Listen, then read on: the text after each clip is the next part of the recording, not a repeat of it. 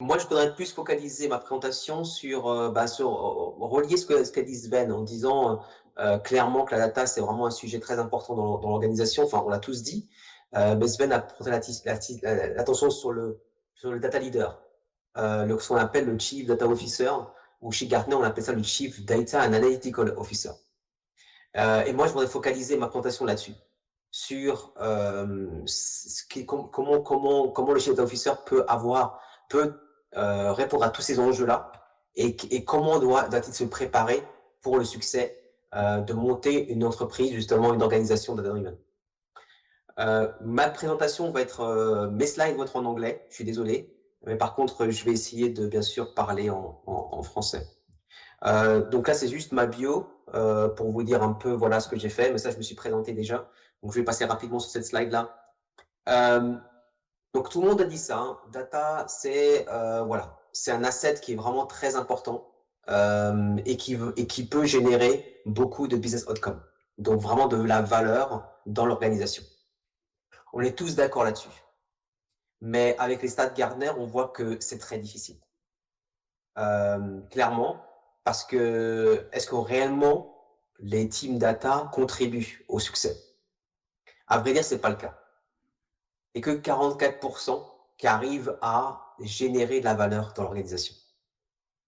Et ça, c'est vraiment un gros problème dans la façon dont on traite la donnée dans l'organisation.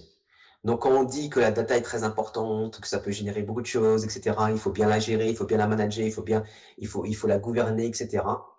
C'est des bons mots, mais dans le concret, c'est très difficile d'arriver à non seulement à arriver à une entreprise data-driven, mais aussi à capitaliser cette valeur-là. Parce que la data, non pas seulement, comme on l'a déjà dit au début des présentations, elle n'est pas là juste là pour créer des tableaux de bord ou juste piloter. La data est cruciale pour beaucoup de sujets. Et la data doit être transverse à toute l'organisation. Et la data est cruciale pour la génération de la valeur globale de l'entreprise. Et c'est en tirant cette valeur-là qui est vraiment important. Et ça, c'est très difficile. Et là, l'objectif de cette présentation, c'est que je vais arriver à vous donner des clés. Donc, il n'y a que 24% aujourd'hui des data leaders ou des organisations qui arrivent à monétiser la data. Donc, quand on parle de data monétisation chez Gartner, c'est pas que la vente de données, hein. Beaucoup pensent que la data monétisation, c'est la revente de données. C'est pas ça. Vous pouvez faire ça. C'est possible. Par contre, ce n'est pas que ça. C'est aussi la valorisation interne. Et là, on n'est pas très bon. Et du coup, comment faire pour aider les data leaders qui sont dans ces chantiers-là, qui sont pas très faciles, pour régler leur succès. Donc moi, ma présentation est basée là-dessus et je vais absolument appuyer sur 3 steps, 3 we need to do again. So 3 étapes pour réellement mettre en place cette fondation. Donc c'est pas beaucoup, c'est juste 3 étapes. Et je vais vraiment capitaliser là-dessus pour revenir dans le concret et vraiment être factuel sur ce qui se passe dans les organisations. Donc la première étape, c'est comprendre qu'est-ce qui drive l'organisation. Donc quelle est la stratégie de l'organisation?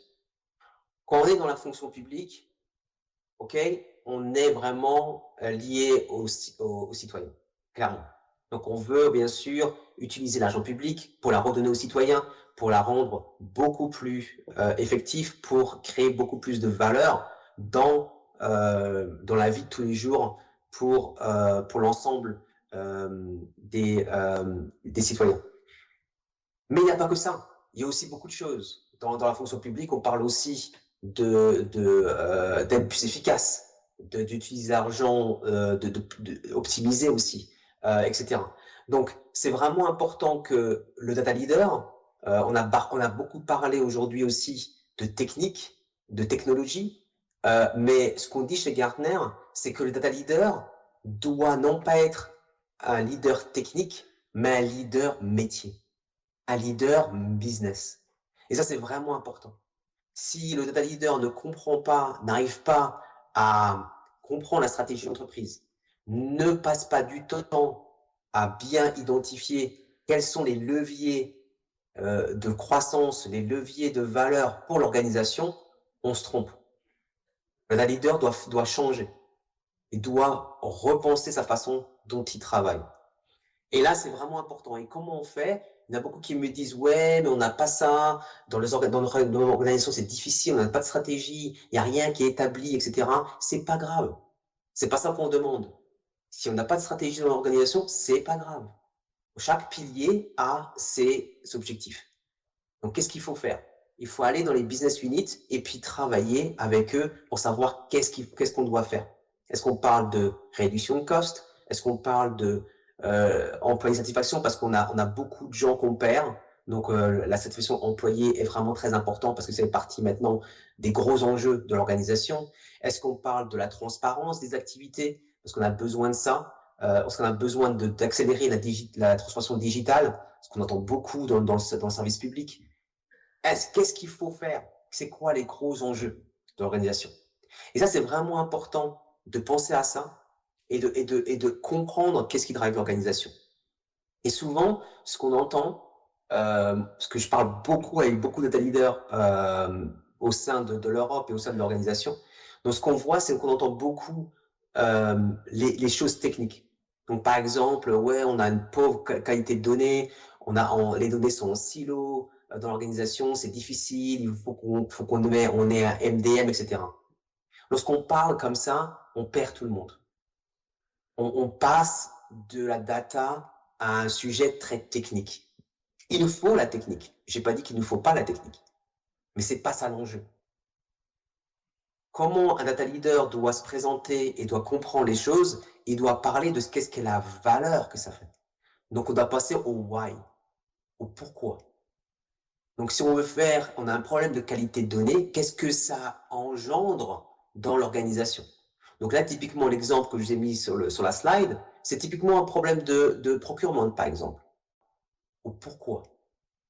Donc si on veut faire, on a un problème de qualité de données, qu'est-ce que ça engendre dans l'organisation? Donc là, typiquement, l'exemple que je vous ai mis sur la slide, c'est typiquement un problème de procurement, par exemple. Ben, on a des problèmes d'alignement des fournisseurs. Donc, on a plusieurs bases de données de fournisseurs, on a un problème d'alignement, mais du coup, on sait que si on n'est pas aligné et qu'on n'a pas la bonne vision, eh ben, on aura du mal à négocier. Donc, le problème de qualité de données, ça va impacter 7% d'optimisation de nos coûts. Et du coup, là, c'est concret.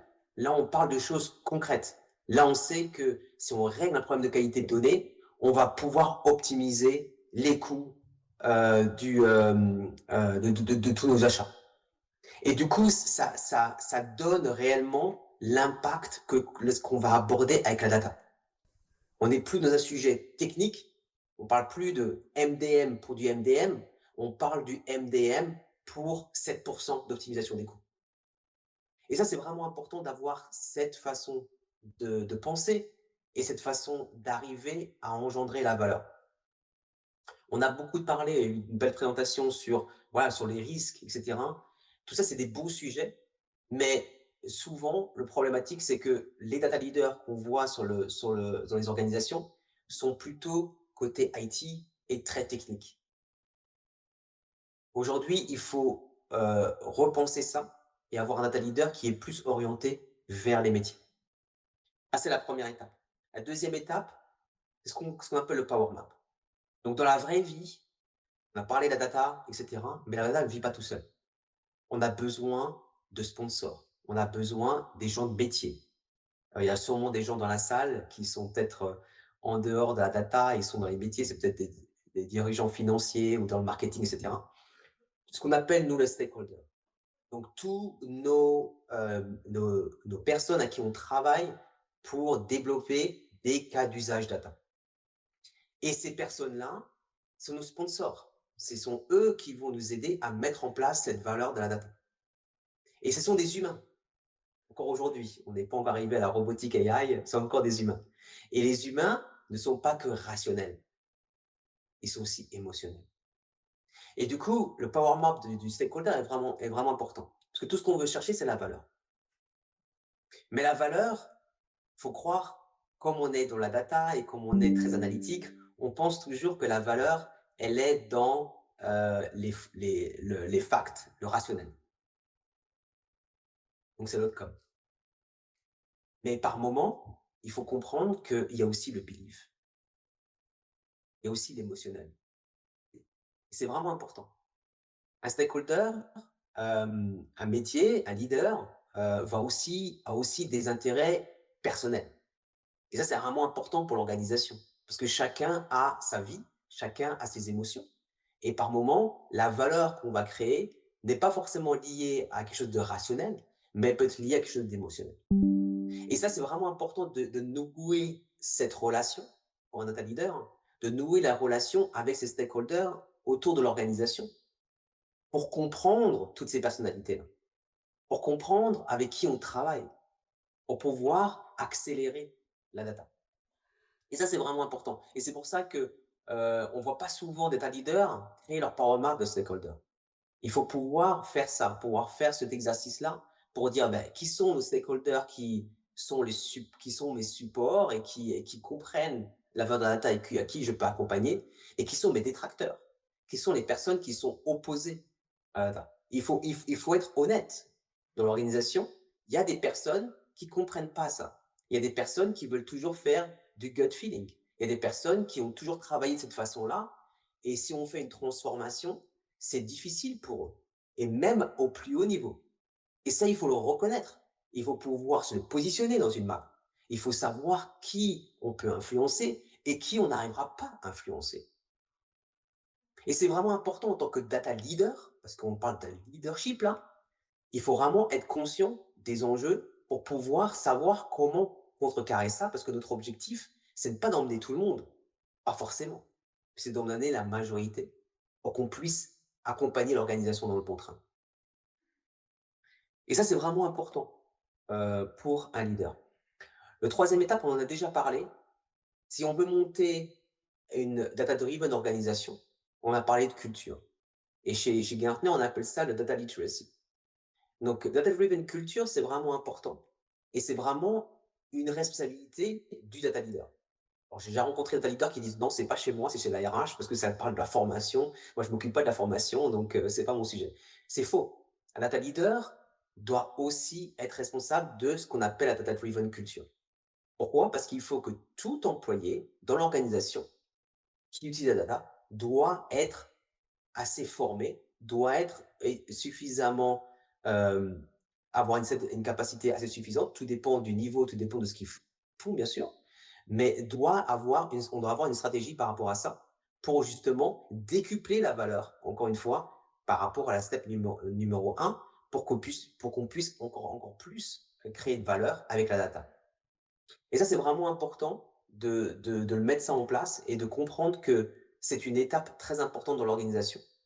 Alors, on a parlé, Sven a parlé très largement du change management. Effectivement, ça parle on peut parler d'une change management, mais on peut le voir différemment aussi. On peut le voir comme étant justement réparer l'avion en plein vol. Ça arrive aussi. On n'est pas obligé d'avoir tout un programme derrière, mais on peut quand même travailler sur ce qu'il faut mettre en place au fur et à mesure des choses, step by step, petit par petit, surtout sur les endroits où ça pêche le plus. Et ça, c'est vraiment important de travailler cette culture-là. Et encore une fois, on revient sur le step numéro 2, c'est que lorsqu'on fait une data literacy programme, il faut aussi penser que justement, on va travailler sur la partie organisation, la valeur de l'organisation, mais il faut aussi que chaque employé voit qu'est-ce qu'il y a pour eux. Pour justement ce qu'a dit Sven sur voilà, les personnes qui vont freiner des pieds et vont dire mais c'est pas pour moi ça, pourquoi on m'embête alors que j'ai déjà mon boulot, je sais déjà ce que je dois faire, pourquoi on veut changer les choses. Et ça, cet accompagnement est nécessaire. Et du coup, il faut trouver qu'est-ce qu'il y a pour eux, qu'est-ce qu'ils vont y gagner, qu'est-ce que ça va changer pour eux et qu'est-ce que ça apporte. Et ça, c'est un travail qu'on doit faire de façon individuelle. Et du coup, c'est la roadmap ici par Gartner, il y a 4 étapes. La cinquième étape, c'est le lancement. Mais il y a cinq étapes pour mettre en place une data literacy programme. Donc, c'est toute la culture data, hein. Donc, il faut bien engager avec les stakeholders, comme on l'a dit, pour vendre la chose. Donc, il ne faut pas croire que c'est naturel. Il faut aussi le vendre et l'expliquer que ça va apporter des choses, ça va résoudre des problèmes chez eux, chez nos stakeholders. Et ça va améliorer l'organisation. Ensuite, il faut développer la vision et la valeur de ce que ça va apporter. Ensuite, il faut mettre en place toute la partie data literacy. Donc là, la partie data literacy level, c'est en 3 dimensions, je ne vais pas rentrer dans les détails, mais là, on définit quels sont les rôles, on définit les skills qu'il faut mettre en place et on définit le niveau de skills qu'on peut mettre en place. Et du coup, par rapport à ces 3 dimensions, on va pouvoir développer quelque chose d'assez personnalisé pour chaque employé. Et ensuite, on développe bien sûr le syllabus et tout ce qu'il y a à mettre en place pour les employés.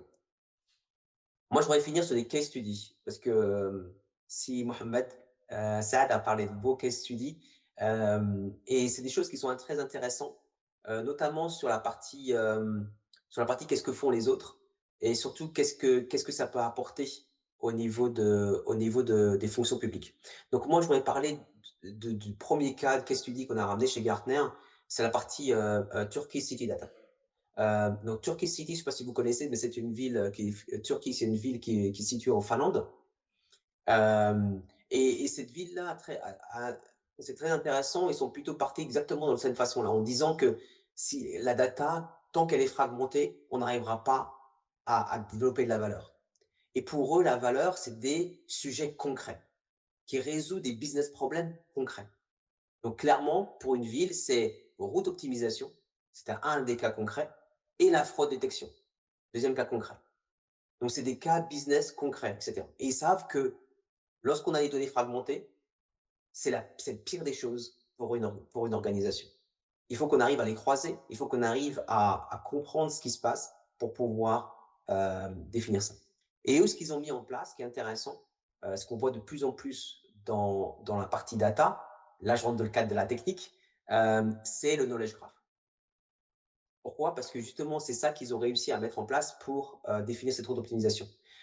Et du coup, le CEO de Turkey City Data, donc c'est une petite, c'est une division hein, de Turkey City. Donc le CEO a dit clairement, si on n'arrive pas à trouver le pont entre le data et les business problèmes, eh ben on n'arrivera jamais à innover. Et on n'arrivera jamais à générer de la valeur. Et c'est vraiment important. Ça revient sur mon point numéro 1 sur quelles sont les problématiques business qu'on veut réagir. Et du coup, qu'est-ce qu'ils ont mis en place? Ils ont mis en place un modèle qu'ils ont appelé POLE, P-O-L-E, People, Object, Location and Event. Ils ont mis ça en place en modèle graph pour définir des routes d'optimisation et pour travailler sur justement des choses qui peuvent aider le citoyen à travailler. Donc, c'est une ville au Finlande où il y a beaucoup de ponts. Et du coup, c'est une question, c'est comment on peut aller d'un point à un autre point tout en travaillant qu'un seul pont, etc. Et du coup, l'idée, c'est de travailler sur cette optimisation, de route d'optimisation pour faciliter le déplacement des citoyens. Un deuxième case study, je vais finir là-dessus, pour moi qui m'a beaucoup aimé, c'est une ville, le gouvernement d'Inde, qui ont mis en place la plateforme qui s'appelle Jugalbandi. Et le problème en Inde, c'est vraiment une problématique vraiment citoyenne, c'est qu'il y a beaucoup de langues. Donc il y a 50 langues parlées en Inde. Et du coup, pour le gouvernement, c'est vraiment difficile. On définit toute la valeur ajoutée, tous les services, toutes les offres qu'il y a. Et du coup, c'est devenu assez compliqué pour les citoyens pour comprendre de quelle aide ils peuvent avoir et comment ils peuvent bénéficier de telles souscriptions, etc. et tout ce qui existe. Et du coup, ils ont mis en place une plateforme qui permet justement de combiner toutes ces langues avec une traduction automatique, etc. Et du coup, grâce au GenAI, bien sûr. Et du coup, grâce à ça, ça facilite et ça donne voilà, un accès, ça casse les barrières pour les citoyens pour accéder à l'information du gouvernement d'Inde. Voilà, j'en ai fini pour moi aujourd'hui sur ma présentation. J'espère que ça vous a plu et puis à votre service pour des questions par la suite.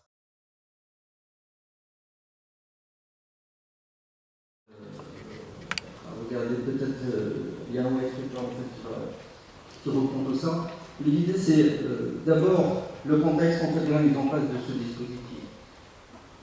Il faut comprendre en fait qu'avant le dispositif, donc on parle d'avant 2019, les programmes sociaux existaient, mais de façon un peu éparpillée et de façon non concertée. C'est-à-dire qu'en fait, chaque ministère, chaque département, chaque institution lançait son propre programme, ou ses propres programmes. Il n'y avait pas une façon concertée en fait, de tout ce dispositif-là. Et donc on pouvait en fait retrouver des ménages, en fait des familles, qui bénéficiaient peut-être doublement à tort de certains programmes, de façon voulue. En fait, donc, ce constat-là nous a conduit à se poser la question qu'est-ce qu'on peut faire et quelles sont les expériences qui ont été menées en fait, par ailleurs, à l'étranger en particulier, dans des pays similaires en fait, aux nôtres. Qu'est-ce qu'on peut faire pour améliorer en fait ce dispositif-là qui est le dispositif de ciblage. L'idée, c'est de mettre en place un système qui permet d'identifier les ménages qui ont besoin, et dont le besoin en fait, qui sont méritants. C'est-à-dire quand on lance un programme social avec un certain nombre de critères sociaux, il faut qu'on arrive à épuiser la data dans un système donné pour permettre de cibler ces ménages-là. Alors, d'où l'idée de mettre en place en fait le dispositif RNP. Alors le RNP, pour ceux qui ne savent pas encore, c'est le registre national de la population. Et le RSU, c'est le registre social unifié. En fait, l'un ne peut pas fonctionner sans l'autre. Ils sont effectivement, d'un point de vue technique, ces deux registres distincts, mais l'un ne peut pas fonctionner sans l'autre. Pour schématiser, on va dire que le RNP, c'est un peu la partie infrastructure, la partie émergée d'iceberg, et le RSU, c'est la partie apparente. Par rapport en fait à notre sujet qui est la data, donc le RSU aujourd'hui a permis de renforcer l'efficience des programmes sociaux, en ce sens que de façon très schématisée et simplifiée, on peut voir le RSU comme un réceptacle de données liées à des ménages et qui sont triées selon leur niveau de vie. Bien sûr, moi, je ne vais pas rentrer dans le terme, on pourra peut-être le voir par la suite si vous avez des questions là-dessus. Mais on s'appuie sur un certain nombre de critères et de caractéristiques de ces ménages, on arrive à définir en fait le niveau de vie de ces ménages. Et donc de ce spectacle-là, les programmes sociaux peuvent s'appuyer et cibler la population selon également des critères qui sont propres aux programmes sociaux, selon le budget qui est alloué. Alors si on prend les trois axes, inclusion, ciblage, planification, en fait grâce à ce dispositif-là, le RNP, RSU, donc le dispositif de cela, a contribué énormément à la rationalisation des programmes sociaux. Alors c'est plus le début, hein. Si on reprend les choses dans le temps, on a démarré à peu près de manière concrète 2018-2019, et 2022, fin 2022, en fait, on a lancé le RSU. Le RNP a été lancé un an auparavant. Je vais expliquer un petit peu pourquoi. Ce dispositif-là a permis en fait non seulement d'apporter énormément en termes d'inclusion. Il faut comprendre en fait qu'avant les programmes sociaux ciblaient les ménages et donc fatalement en cours de route on en perdait quelques-uns. Il y avait un vrai phénomène en fait d'exclusion et qui posait aujourd'hui en fait grâce à ce dispositif-là la notion d'inclusion elle est fondamentale. C'est-à-dire qu'en fait tout le monde a accès au système, peut s'inscrire et selon les déclarations, selon les vérifications qu'on va faire avec un certain nombre d'institutions publiques, on peut définir le niveau de vie de ces agents. Alors grâce pour le ciblage, on a grâce à une formule de scoring qui se base sur les dépenses. Il faut comprendre qu'au Maroc, en fait, à cause de grâce, on ne sait pas, mais en fait, il y a une partie importante de l'informel. Et donc, on ne peut pas se baser sur le revenu. On ne peut pas se baser sur les déclarations des revenus des uns et des autres. Donc l'idée, c'est au lieu de partir sur le revenu, on va partir sur les dépenses. En gros, dites-moi ce que vous dépensez, combien vous dépensez, et je vous dis quel est votre niveau. Et donc, c'est ça en fait le principe de ce symbole qu'on a utilisé. Sur la planification, tout simplement, en fait, grâce à la planification, on peut savoir les ménages qui sont inscrits. On a accès à beaucoup de données concernant ces ménages et on peut planifier en fait les programmes sociaux dans le temps et dans le budget aussi. Imaginons une espèce de base de données, juste pour simplifier les choses, une espèce de base de données dans laquelle vous avez un nombre de ménages qui est inscrit et qui sont triés selon le niveau de vie. Donc tout programme social qui va viser une certaine population avec un certain nombre de critères peut puiser de la data dans ce registre. Et donc on peut prédire combien on va servir en fonction de son budget.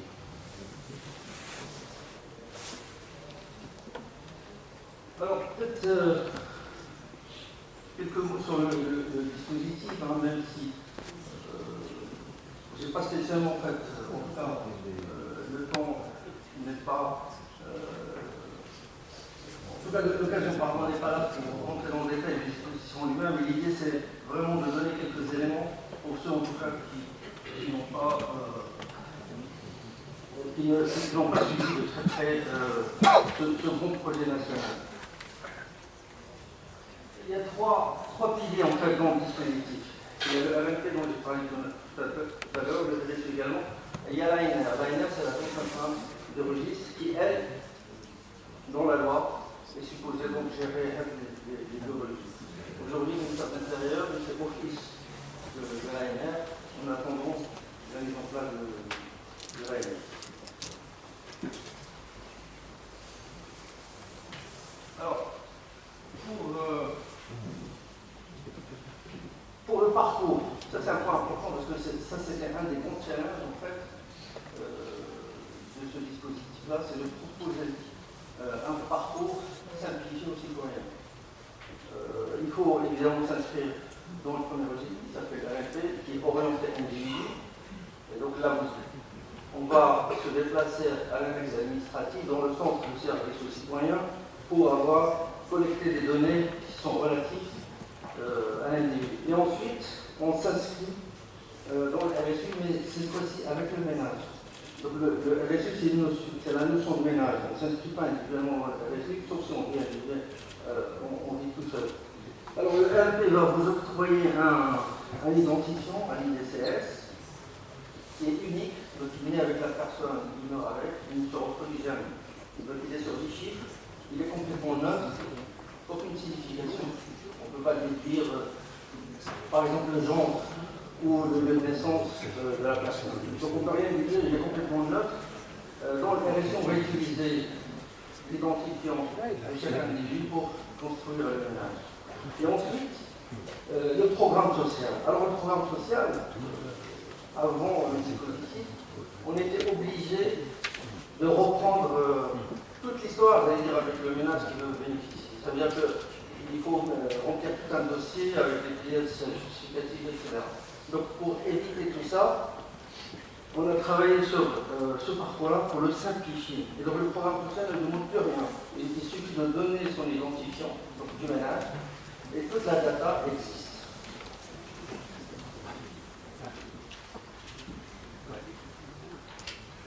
Alors, quelques chiffres peut-être pour illustrer le dispositif. Aujourd'hui, en fait, dans l'Institut national de la population, on est à plus de 22 millions d'inscrits.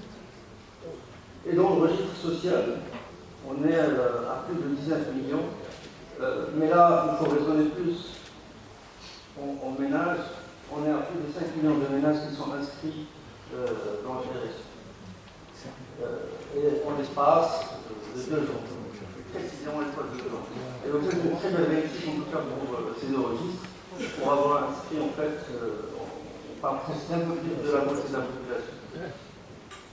Alors, évidemment, une fois que vous êtes inscrit dispositif-là, parce que le dispositif ne donne pas d'argent, il ne fournit pas de service à proprement parler, c'est un dispositif purement de ciblage. Donc l'idée derrière, c'est de s'inscrire dans les programmes sociaux. Les programmes sociaux le plus connu aujourd'hui, c'est les AST, donc les allocations en fait, directes, qui sont versées aux familles diminuées. Je reviens sur le point de la data, donc ça c'est important aussi de comprendre, c'est qu'en fait toute la data aujourd'hui est dans RNP slash et RSU, et les programmes sociaux ne vont pas demander de ressaisir en fait toute la donnée dont le programme a besoin. Il va chercher systématiquement dans la RSU. Sauf s'il y a des critères spécifiques au programme, et dans ce cas, il va les demander en ligne. Alors, on ne peut pas parler d'un système, d'un dispositif de ciblage qui sert des programmes sociaux sans parler de la fraude. Un petit bémol quand même, parce que en fait, je ne reviens pas sur la genèse de l'histoire, quand on a mis en place le dispositif. En fait, nous, dans ce dispositif, on s'est attelé à deux principes. Le principe de l'erreur et le principe de la fraude. Parce qu'on a su que finalement, dans les registres, on peut être de bonne foi, entre guillemets, comme on peut être de mauvaise foi. C'est-à-dire qu'on peut déclarer des données à des fins, donc déjouer, j'allais dire, les critères d'évaluation, comme on peut saisir des données dans les RSU, mais par erreur. Et donc, on a mis en place un système en fait, basé sur les liens qui permet de détecter des cas qu'on appelle des cas douteux. Des cas douteux, c'est-à-dire, imaginez en fait la population dont on est reçu, c'est un ensemble de nuage de points, et vous avez quelques points qui échappent à ce nuage-là. Donc ça, c'est des cas douteux, c'est-à-dire qu'ils ne sont pas dans l'ensemble, dans le nuage, ils sont un petit peu en dehors. Alors ça peut être, comme j'ai dit, c'est des erreurs en fait, tout simplement, comme ça peut être de l'info. Et là, on a mis en place, en fait, des relations de corrélation entre les différentes caractéristiques des ménages. Je ne vais pas rentrer dans le détail, parce qu'on ne dispose pas de temps, mais tout simplement, retenir une chose, c'est que dans tous les systèmes, qu'ils soient assurance d'ailleurs ou social, on a toujours un dispositif en place qui permet de détecter les cas d'erreur et les cas de fraude.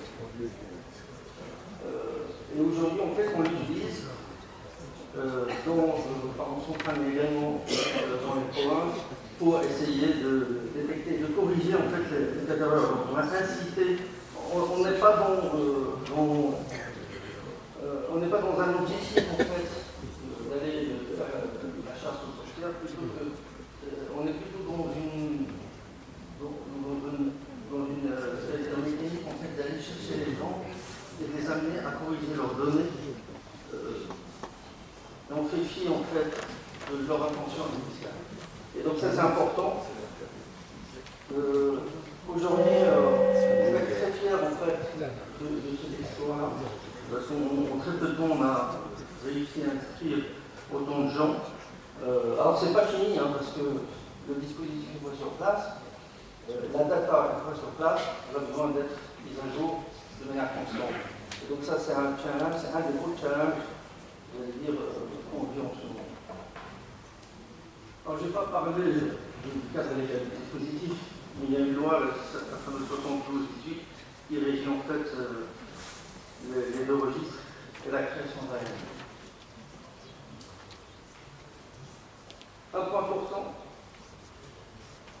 peut-être que je n'ai pas souligné de manière insistante, c'est en fait le RSU n'aurait pas existé sans l'interopérabilité. L'interopérabilité avec quoi? Avec tous les systèmes en fait. Aujourd'hui, on est presque à 45 en fait, on échange avec 45 institutions privées et publiques dans lesquelles on va chercher en fait la data pour la fiabiliser. Parce que dans la direction en fait, comme je l'ai précisé tout à l'heure, les menaces inscrites sans apporter aucune pièce justificative. C'est purement déclaratif. C'est volontaire bien sûr, et c'est purement déclaratif. Donc charge à l'administration et au dispositif d'aller checker les données avec toutes les bases, les sources de données, avec tous les fournisseurs de ces données-là. Donc le plus simple, on va citer en fait RENA par exemple pour la partie de l'électricité, on va citer la NCFCC, la NASA pour la voiture, etc. Il y en a plein. On est à peu près à 45 aujourd'hui d'échanges, 45 partenaires avec lesquels on échange la data. Alors, moi je suis arrivé à la fin de la présentation, alors que je vais laisser au bon Alain. Je me ferai un plaisir en fait, de répondre à vos questions. Je n'ai pas voulu en fait, rentrer trop dans le détail, parce que c'est un peu rébarbatif. D'ailleurs, à y revenir. Merci.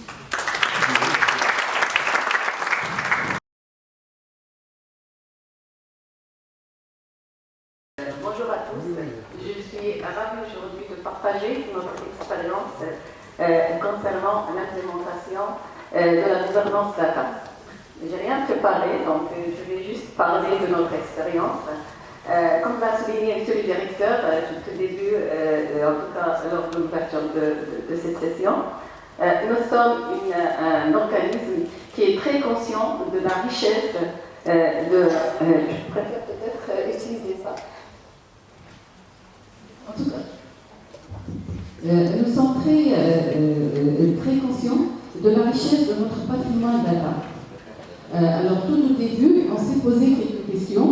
D'abord, quel dispositif il faut mettre en place pour justement, quel dispositif data, en fait, gouvernance data, il faut mettre en place pour justement essayer de tirer profit de cette richesse de data que nous avons et de faire de notre institution une organisation gouvernée par la data. La première des choses que nous avons faites, c'est d'abord évaluer notre maturité concernant la gouvernance data. Une fois le diagnostic a été réalisé, nous sommes fixés vers quelle maturité on veut arriver. Donc, une fois notre vision bien fixée, nous avons élaboré une stratégie. Cette stratégie data a été construite avec toutes les parties prenantes de la caisse bancaire de l'entrée. Pourquoi? Parce que nous sommes conscients, d'abord pour réussir de tels projets, il faut emborder tout le monde avec nous. Donc notre stratégie, une fois construite, il faut d'abord souligner que notre stratégie a été construite autour de plusieurs axes. Je peux citer par exemple d'abord l'axe modèle opérationnel. Alors, notre stratégie, une fois élaborée, nous avons élaboré un plan, notre feuille de route qui a dressé principalement 5 grands chantiers. D'abord, le chantier organisationnel, parce que c'est très important de fixer comme objectif asseoir une organisation qui est très claire, des rôles qui sont précis pour cette gouvernance data et bien sûr les compétences qu'il faut avoir pour accompagner cette mise en place de la gouvernance data. Le deuxième chantier concerne en fait toute cette structuration de la data. Quel socle il faut mettre en place. Donc on est parti, notre objectif en tout cas, c'est de constituer un socle unique de vérité. Donc on est parti dans cette partie à concerner surtout la modélisation de ce socle unique de vérité. Et bien sûr, il y a toute la partie technologie qu'il faut mettre en place pour porter tout ce socle de vérité et qui va accompagner, accompagner la mise en place de la data depuis sa collecte jusqu'à sa valorisation. Il y a le grand aspect, bien sûr, c'est cet aspect, d'ailleurs tout le monde en a parlé, l'aspect qualité et conformité. Nous sommes donc donnés en fait comme objectif, c'est d'industrialiser cette qualité data.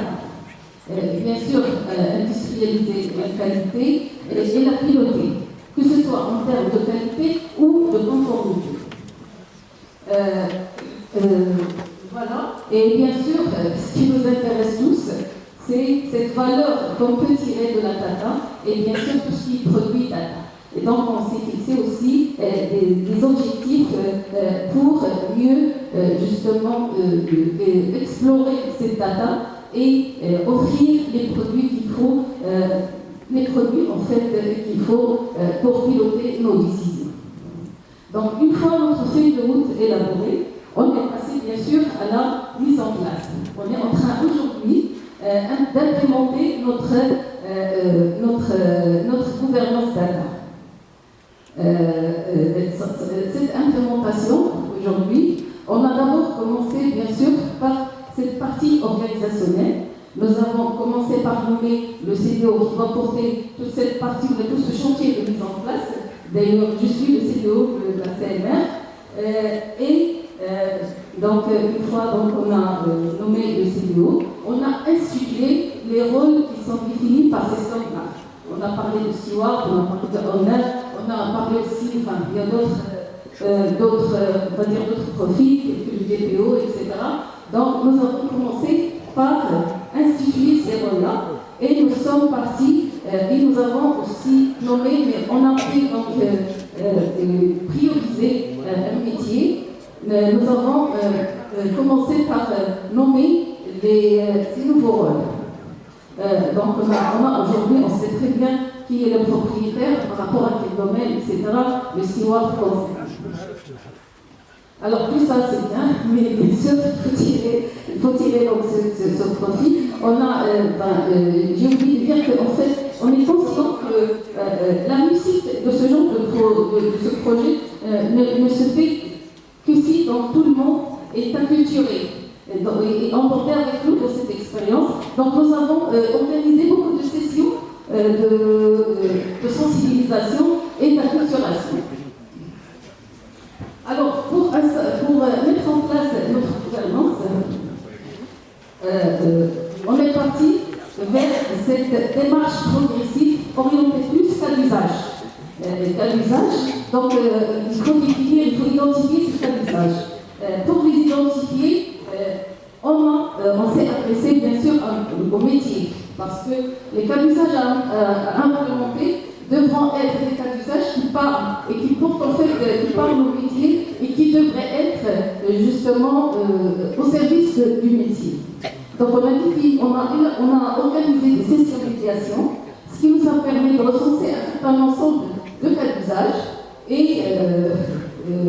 on a priorisé, donc bien sûr toujours avec le métier, on a priorisé des cas d'usage et aujourd'hui on est en train de mettre en place ces cas d'usage. Bien sûr, tout ça, il faut de la technologie, il faut de la plateforme, c'est une chose qu'on a acquis dernièrement et aujourd'hui on est en train d'implémenter en fait nos cas d'usage. Si j'ose dire, notre aventure ne fait que commencer. Finalement, on est en train de mettre en place ces cas d'usage.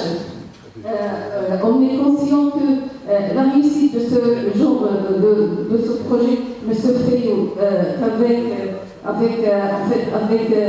l'implication de tout le monde, parce que la data est aussi une affaire de tout le monde, et on est conscient que ce genre de projet ne peut réussir que si tout le monde est formé et sensibilisé à cette question-là, que si la data est de bonne qualité, et si tout le monde se fixe aussi des objectifs. Donc voilà, aujourd'hui on ne fait que commencer, en tout cas on espère réussir cette expérience. Merci.